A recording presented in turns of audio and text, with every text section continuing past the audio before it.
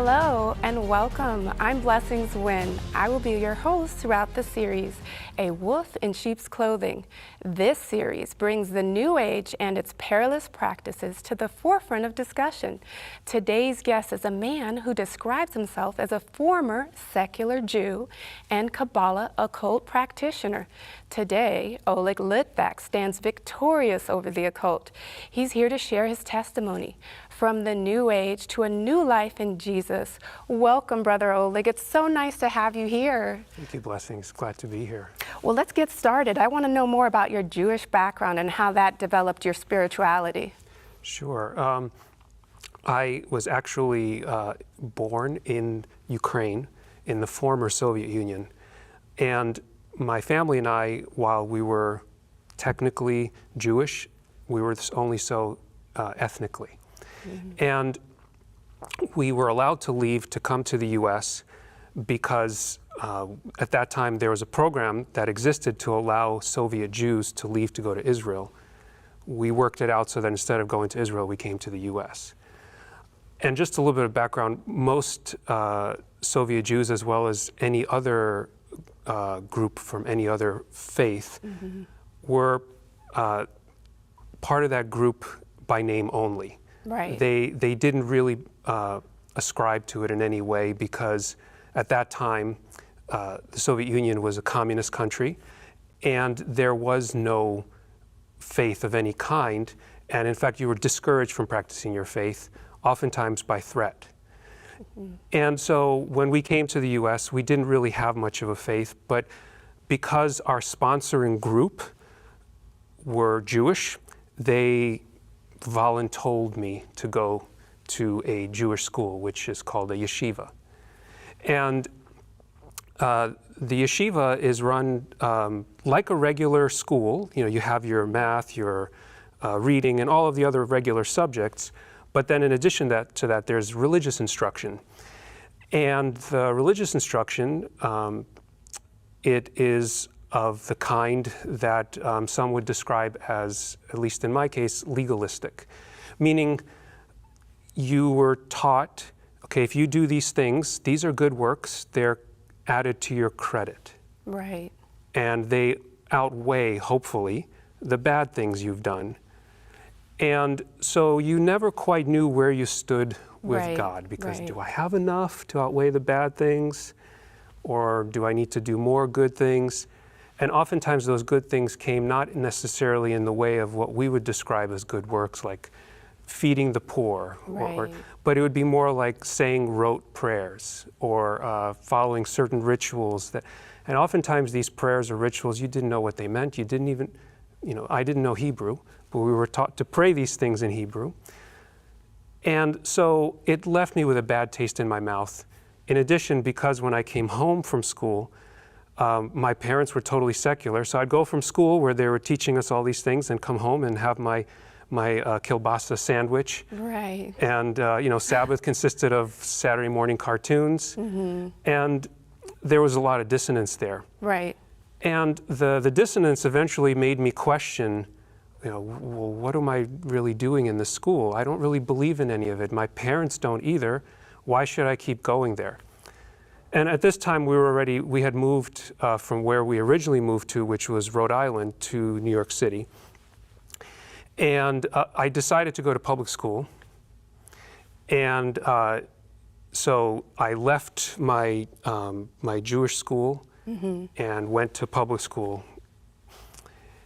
And it was in that public school system that I got exposed to a whole different way of life. Which I was shielded from. But that was my journey in Judaism, and it pretty much ended there.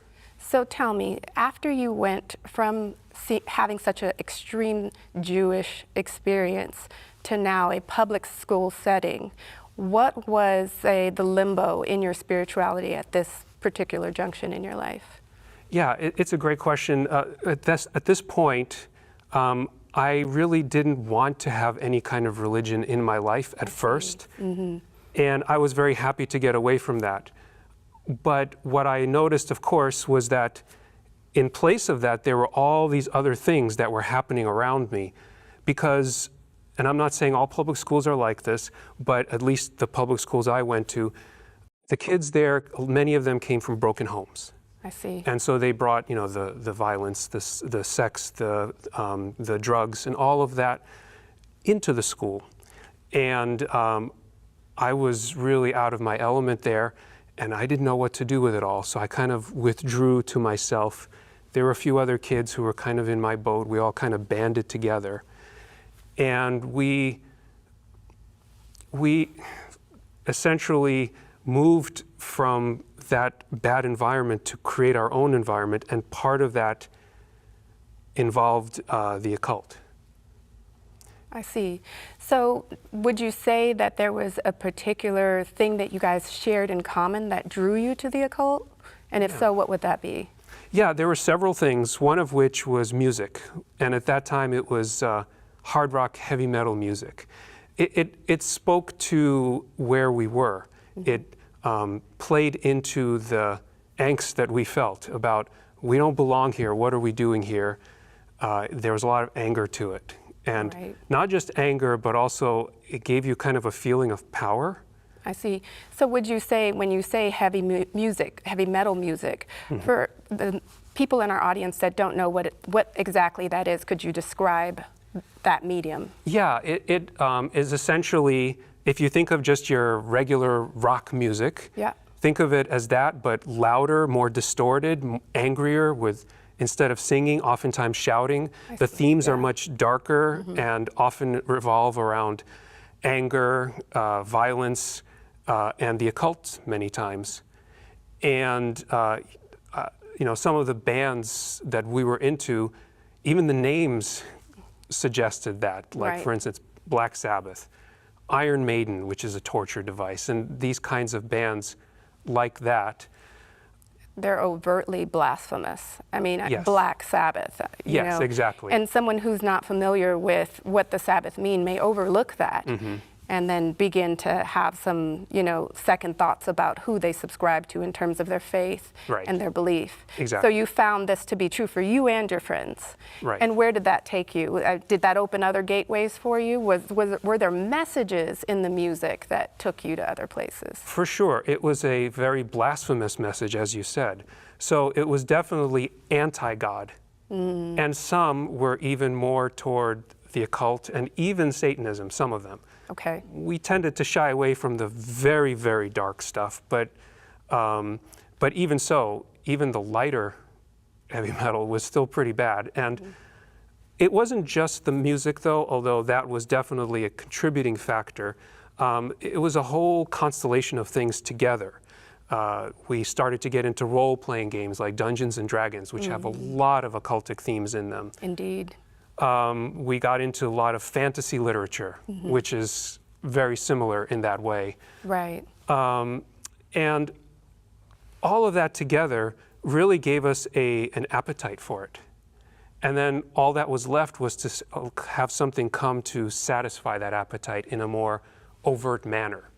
So how did you actually satisfy this occult need, this thirst?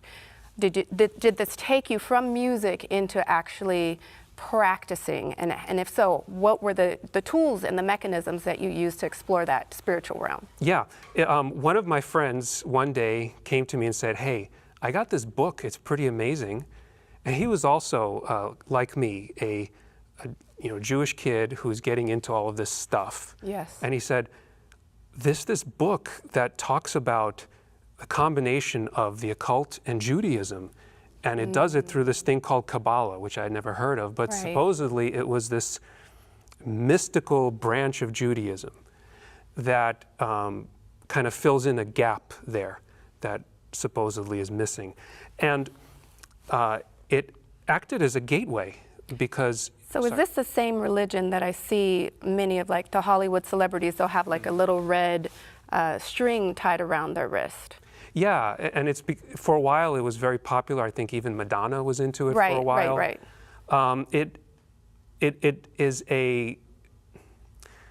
It's appealing because it still allows you to have your ties back to the mother faith, I see. But it still allows you to essentially practice the occult carte blanche. And that's what it did for us. It introduced us into the world of the occult. They called it Kabbalah, or another word for it they used was magic, but spelled with a K. K, right. And the K is intentional, I learned. That it differentiates like stage magic from the occult magic. Exactly. Now, as you're practicing this, did you find that there were, let's say, explore positives, things that you gained from actually practicing this? Yeah, absolutely, because it incorporates things like meditation, like transcendental meditation, which it does have some benefits. Right, it does. Allows you to focus to some degree. It also, and I don't know if this was just psychological, but it gave me a lot of confidence where I could, I could talk to anybody, associate with anybody, and feel comfortable with them. And people noticed it, and they said, "Hey, Oleg, you're different. Something's different about you, but in a good way." And of course, that fed my pride. Right. I could share in that because in my days as a yoga practitioner and an instructor, I found that the meditation was very peaceful. You get your heart rate down, you seem to just have a clear mind, and you don't really realize that status of being disconnected even from yourself allows entities in. Yeah. And you're deceived and you don't quite know just yet that you're creeping into a place that there's potentially no return for. Exactly. Did you experience negative impacts from having done so? For sure. The first of which was, I was a physics major in college, and part of the way I was able to pay for my tuition was to work as a research assistant. And so I depended on that money. And what would start to happen is I would start to hear, this is very strange, but you've heard cicadas, right? Yeah, absolutely. They're here, aren't they? They're very loud. Yeah. And I would hear them just in my head. And just when I was about to work, it would start. And over that, as like a frequency above it, was a voice. It wasn't quite a human voice, and I couldn't make out what it was saying, but I could make out the emotion and intent of the voice. And what I made out was anger, hatred, and a deep satisfaction in seeing me suffer. Incredible. And it was like nothing I had ever experienced before. It freaked me out the first time it happened, and it continued to happen every few days. It would just come back, and it would go away in a few minutes, come back a few days. I finally went to one of my friends who was also into the same thing I was, and I asked him, "Hey, I'm experiencing this weird stuff. Have you ever had anything like this?" He laughed. He said, "Oh yeah, it happens to me sometimes. You just need to do the right rituals to protect yourself against those evil spirits." And it was that. Was this the first time that you heard it referred to as such? Yes. As evil spirits? Because up until that point, it wasn't evil spirits, it was angels.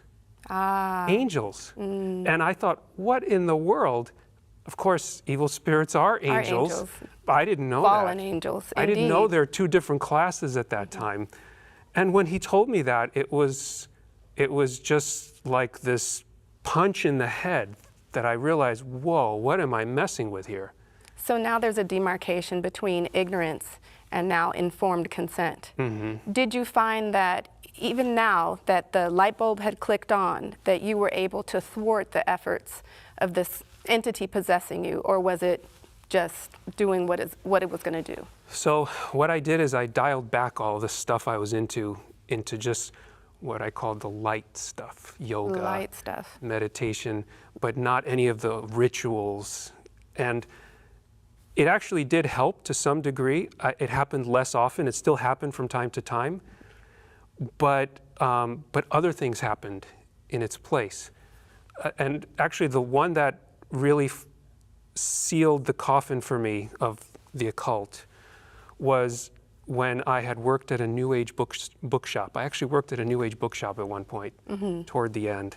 Did you seek this job out, or okay? I did, yeah, okay. yeah. So even though you were having, second thoughts about it, and you were now devising a plan to limit this interaction with dark spirits, you still sought more information. Yeah, isn't that wow, crazy? That is Quite ironic. Yeah.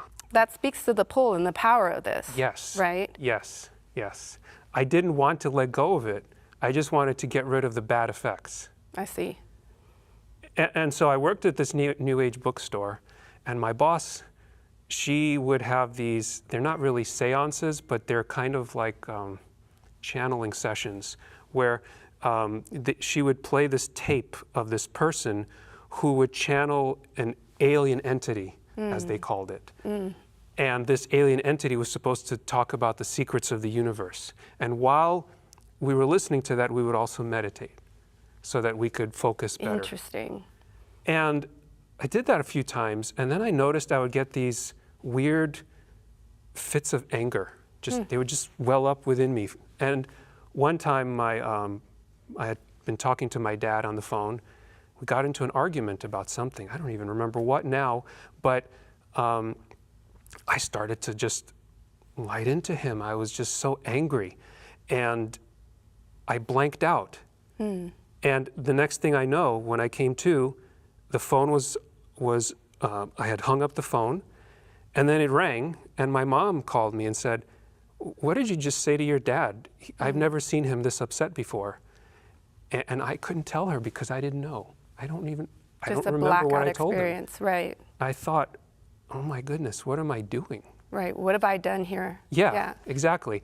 You know, one of the reasons I wanted to go into the occult was I wanted to become an enlightened being. Right. That's one of the promises it gives you. It does. And this was turning me into a monster. And the word enlightenment, you know, you find that word across the board in all the religions.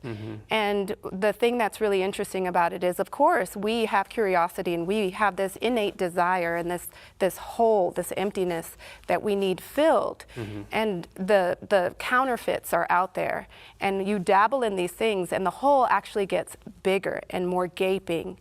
And you just keep trying to fill it and it becomes voluminous. And so how did you find your way? Like what satiated your willingness, you know, to continue in this path? What actually ended it for you and got you to get out? Well, I would say that experience ended it for me. I stopped working at that store, and at that point, I didn't know what to believe, but I knew I couldn't mess with that anymore because it was messing me up. Right. And I didn't know what I was looking for. I had graduated at that point, and I was trying to figure out what to do with my life, and I decided, okay, I'm going to go into neurobiology because I want to understand the brain. I was still looking for something to fill that void. Right. And what happened was, at that point, I had met my wife-to-be, and she was a new student in that same program that I was just starting.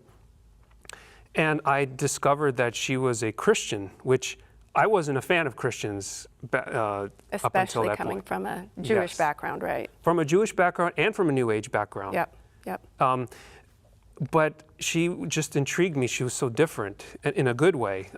Of course, physically attractive, but also her spirit, her character was attractive. And I'd never met anyone like her before.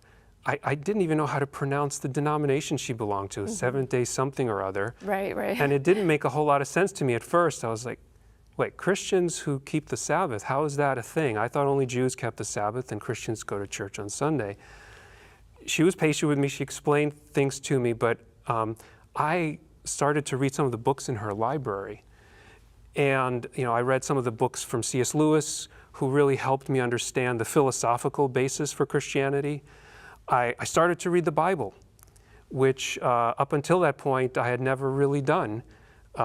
People would read the Bible to me. This was an uncanny thing. Every few months, somebody on the subway, even homeless people, would just single me out to read passages of the Bible to me.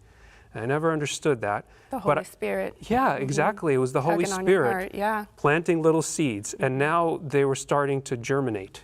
Amen. And I started to read the Gospels, and I saw this Jesus not as just this enlightened guru, but actually as the Son of God. What really stood in my way at that point wasn't so much the desire to be a Christian. I really actually was drawn to it.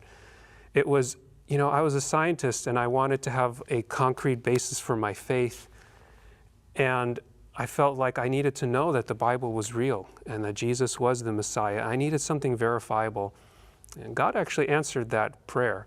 He orchestrated such that my wife and I were getting serious at this point, and we were going to go out to meet her parents. They happened to live out in Berrien Springs in Michigan, and her stepdad was a pastor at that point there. Mm-hmm. And he taught a yearly class on, this was Christmas time, so, you know, the advent of the first advent of the Messiah. Right. And he talked about Daniel 9 and how the Bible predicted that advent.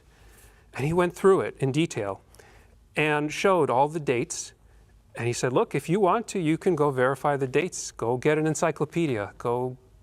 There was no internet really, so to speak of at that point. So I did. I actually went and verified it, and the dates lined up to the year. To the year. To the year. It was amazing. Right. And this is concrete evidence that you were searching for. Yes. And you had already experienced growing up reading the Torah, mm-hmm. right? These books are also included in the Christian Bible. Yes. And at no point were any of your philosophical or theological teachers pointing to any of these facts. No, definitely not. In fact, I had heard of the book of Daniel only from Daniel in the Lion's Den. You know, it was a kid's story we were taught, but no other part of the book was ever taught to us. And in fact, I found out only later that you're not supposed to read the prophetic writings of Daniel. It's forbidden in rabbinic Judaism. And you wonder why. So mm-hmm. It was definitely a turning point because it gave me the rational basis for my faith that I was looking for. And at that point, it was just a matter of, okay, now what? I need courage because, mm-hmm. you know, you could be convicted of something and convinced in your mind, but now you have to face your friends, your family, all of whom will not be happy. So now you have this woman in your life who's helping you walk in a new path. Now you have a book that's giving you and filling you. How did that then turn your social environment? Did it wreak havoc? Did it encourage others? Did you see a difference? I did see a difference. It replaced a lot of the things in my life with better things. I see. So I had friends who then were no longer friends because they thought I was crazy and that I had joined a cult. Yeah, that's very common. Which is ironic, yes. Given they were into the occult, mm-hmm. and they thought I was joining a cult. My parents didn't understand it and were very hurt by it. But, you know, over time, I have better friends, a church family, and my own family. And my parents have since softened their stance on it. They even occasionally, when they visit, come to church with me.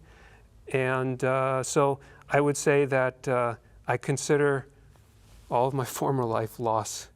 Amen. So that I may have Christ. Praise God. So what I'm hearing is that it was worth the sacrifice. It was worth giving up. And did you feel the love, you know, moving on your spirit? Was there any remnants of that anger that was welling up inside of you? Did you feel any of that? No, it all went away. It was like Jesus bound all of those things so that they could no longer torment me. Yes. And I have to thank him every day for that. He's so good. I shudder to think what would have happened had those circumstances that he orchestrated not happened. What would I become? So I thank him every day, and I've come to know him better each day, and nothing can top that. So the friends that you lost, have you ever tried to witness to them?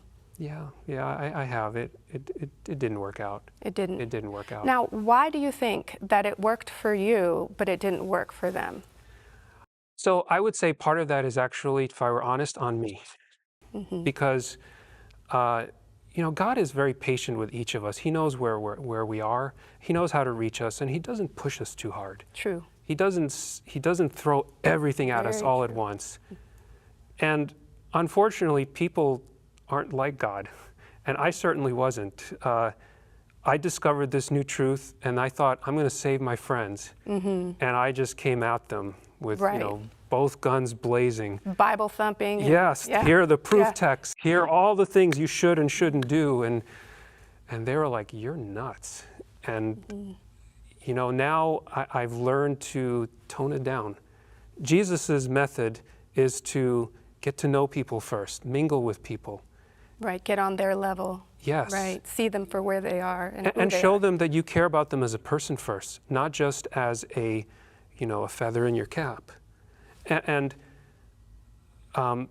doing that really has made a difference. It takes a lot longer, but it's better. But it's worth it. Yes. So Oleg, in our last thoughts here, is there a method that you would give to watchers or viewers that are in your same place, that have friends that are in the occult? How would you say to them to plant seeds moving forward? I would say, number one, be a Christian. Just be a Christian. In other words, they may, and I was on the giving end of this at one point, they may mock you for what you believe. They may, you know, sneer at you. Don't stoop to their level. Right. Be a Yes. Christian. Yes. Jesus said, turn the other cheek. Do that. It does have an effect. It may not be noticeable to you because they want to hold on to their pride, but it will have that effect. And then the other thing is, be available to them when they need help. When they need help, be there for them because they will need help. Amen. This is a destructive lifestyle. It corrodes the spirit and the body, and it's only a matter of time before they will start to have crippling problems in their life. And you need to be there for them to help them pick up the pieces and show them a better way. Thank you so much, Brother Oleg, for being with us today and sharing your testimony. It's so encouraging to see how you plant seeds. Remember, we're not responsible for saving lives, only planting seeds and being co-laborers with Christ. In the words of the Apostle Paul, I planted, Apollos watered, but God gave the increase. So then, neither he who plants is anything, nor he who waters, but God who gives the increase. Be gentle and, like my brother Oleg, faithful and intentional in your collaboration efforts with Christ. He ensures by so doing that the fields will indeed be ripe for harvest. Please join us next time. This has been A Wolf in Sheep's Clothing.